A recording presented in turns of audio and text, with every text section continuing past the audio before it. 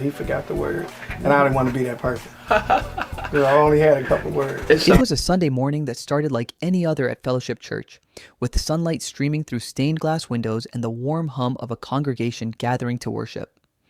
Pastor Charles Jenkins had taken the pulpit with his usual energy, his voice resonating with passion as he delivered a message that touched hearts. People leaned forward in their seats, hanging on to every word, inspired by his conviction. But within moments, the atmosphere began to shift in a way no one could have anticipated. At first, it was subtle. His hands gripped the pulpit a little tighter, and his voice wavered just slightly. Some thought it was simply the intensity of the sermon, the emotion of the message coming through. Then, before anyone could fully grasp it, Pastor Jenkins' strength gave out, and he collapsed forward onto the pulpit. The sanctuary erupted into a mix of shock and concern, the sound of gasps, shouts, and hurried movement filling the room. It was a moment that seemed to suspend time, where joy turned to worry and the reality of human fragility became painfully clear. The immediate response. Chaos and care collided in those first moments. Members of the congregation rushed forward, some trying to steady him, others calling for help. Trained medical personnel who happened to be in the church quickly checked his pulse and assisted in keeping him stable. Ushers guided panicked attendees, urging calm as phones were pulled out to call emergency services. The church, normally filled with harmonious singing and prayer, became a scene of urgency, with families kneeling in prayer while also helping however they could. Minutes felt like hours as paramedics arrived, bringing a stretcher and life-saving equipment. Pastor Jenkins was carefully lifted and transported to waiting ambulances, surrounded by prayers, tears, and a palpable sense of disbelief. The sanctuary that had been a place of celebration moments earlier now held a heavy, solemn energy, leaving everyone shaken by the sudden turn of events. Arrival at the hospital outside. Flashing lights painted the street while loved ones and church members followed, holding hands and praying. At the hospital, doctors immediately assessed Pastor Jenkins, placing him under close observation. Initial reports reassured the congregation that he was alive, though in a fragile condition. The first updates were brief, leaving room for speculation, but they confirmed the most important thing. He was still with them. Family members stayed near his bedside, offering quiet support, and church leaders took shifts visiting him while also keeping the congregation informed with measured updates. The uncertainty created a tension that was both heavy and unifying. People from the church and across the country were pulled into a shared experience of hope, prayer, and concern for their beloved pastor. Social media, and the spread of support. Within minutes of the collapse, videos and messages began circulating online, showing the moments after Pastor Jenkins fell. Hashtags like #PrayForJenkins trended, drawing attention from across the nation. Messages of love, encouragement, and solidarity poured in, with fellow pastors, gospel artists, and even celebrities expressing their prayers and well wishes. Yet, alongside the outpouring of support, questions arose, sparking discussions about the pressures faced by church leaders. Many began to reflect on the demanding schedules, long hours, and emotional weight that can come with spiritual leadership. While some offered insight, others speculated, and the story evolved beyond the immediate health concern into a broader conversation about leadership, responsibility, and the importance of self-care. Hidden struggles. As details emerged, it became clear that Pastor Jenkins had been operating at a near constant pace in the weeks leading up to his collapse. Between preaching, traveling, attending meetings, and fulfilling various commitments, he had devoted himself tirelessly to his congregation and community. Insiders shared that he often pushed himself past exhaustion, reluctant to show weakness or take a step back. This revelation resonated deeply with many, highlighting the human side of spiritual leadership that is often hidden behind the pulpit. The incident reminded the congregation and observers across the country that even the strongest leaders have limits, and that the dedication to service must sometimes be balanced with the need for rest and care. The congregation's response. Back at Fellowship Church, the absence of their pastor left a noticeable void.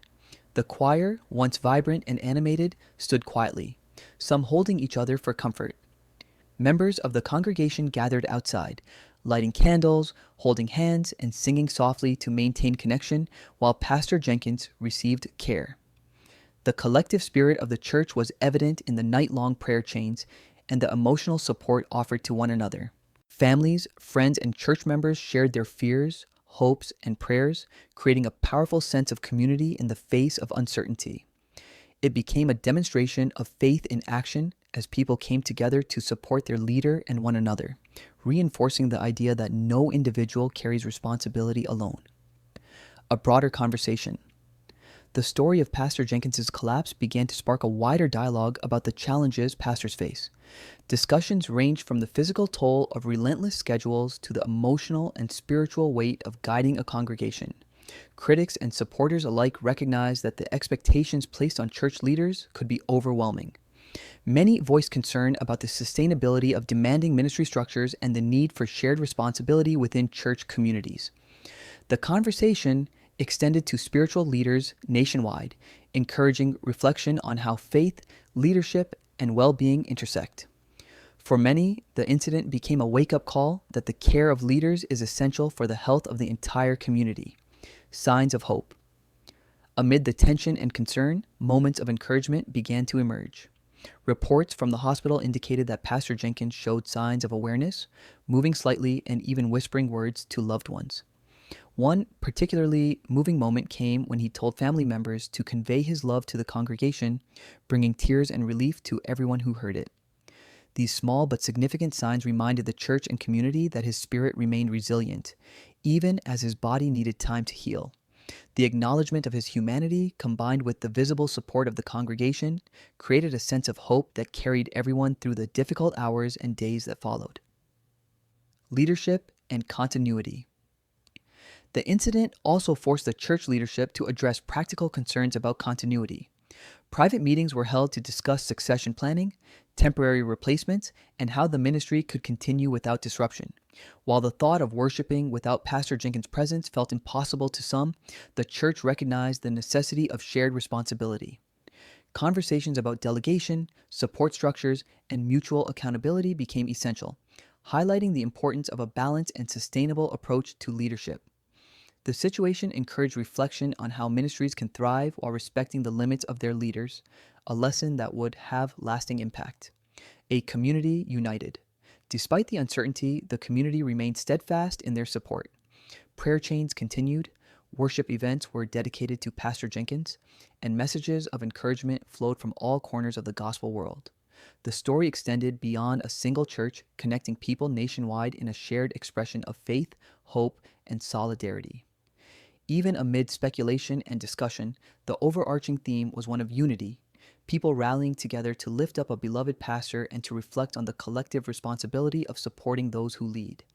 The event became a demonstration of how faith communities can respond in crisis with love, compassion, and mutual care.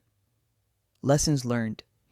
Pastor Jenkins's collapse became a moment of reflection for the congregation, the gospel community, and spiritual leaders at large.